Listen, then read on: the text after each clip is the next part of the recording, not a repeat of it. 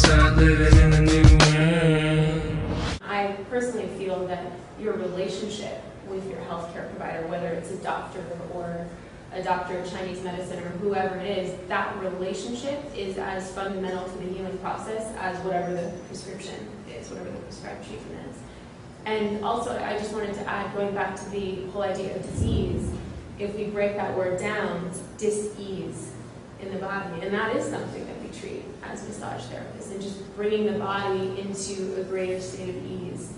And while that may not be able to treat a disease in an advanced form, it definitely can prevent those diseases from happening, and it can certainly help bring the body into balance. And I like to look at, Chinese medicine. One of the basic principles of Chinese medicine is we use greater and greater intervention progressively. So we start with the least invasive.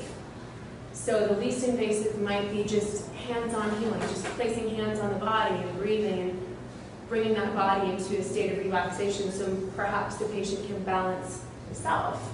And if that's not effective, then we go to the next least invasive. So maybe that would be a homeopathic remedy. Maybe that would be a cup of miso soup, whatever the next step would be.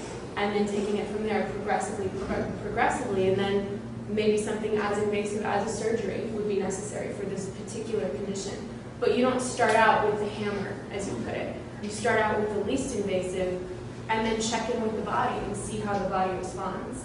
And so it's kind of whimsical to think that as holistic practitioners we could treat some kind of advanced disease like cancer, for example. That's something that I, as a massage therapist, wouldn't imagine treating per se. But what we can do is help facilitate a state of ease in the body and work with other practitioners that might have a more invasive approach that may be necessary in any given condition. Start living in a